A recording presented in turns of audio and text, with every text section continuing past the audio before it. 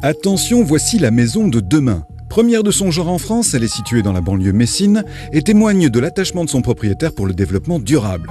Elle concentre en effet ce qui se fait de mieux en matière d'économie d'énergie, c'est ce qu'on appelle une maison passive.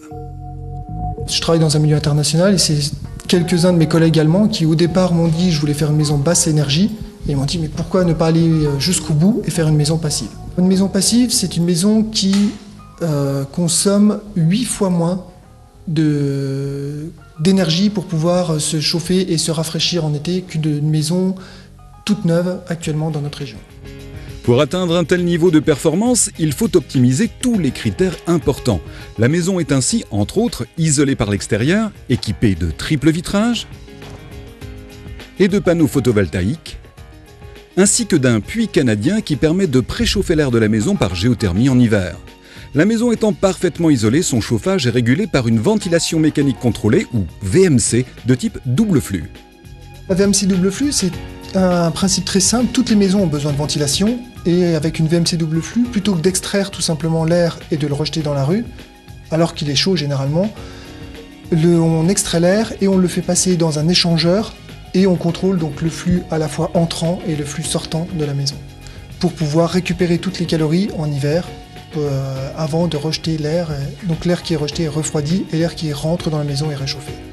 Et la maison est en fait chauffée à proprement parler par le moins cher et le plus efficace des producteurs de chaleur, le soleil. Car la domotique permet aujourd'hui de véritables prodiges en matière de gestion d'une maison.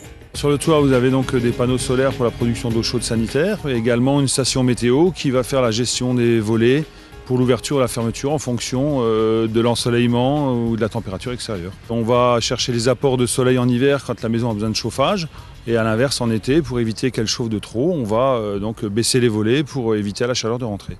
Tout est automatique et une isolation parfaite permet de conserver la chaleur utile dans la maison sans que le froid ne puisse pénétrer. Les électriciens sont vraiment devenus des alliés précieux quand il s'agit d'optimiser le chauffage d'une maison.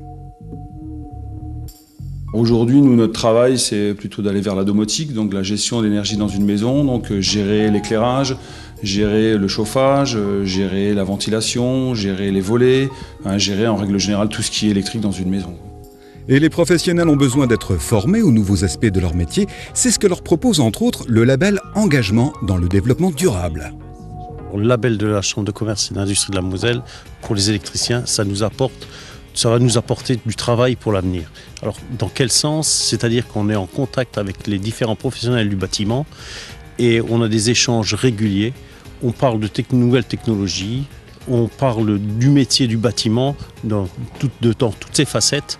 Et les échanges que nous avons actuellement vont permettre de développer le travail futur avec ces nouvelles technologies. Des technologies qui contribuent avant tout à améliorer le cadre de vie et c'est pour ça que M. Canudo apprécie sa nouvelle maison. C'est tout un confort au jour le jour, au quotidien qui fait que c'est vraiment un plaisir de vivre dedans.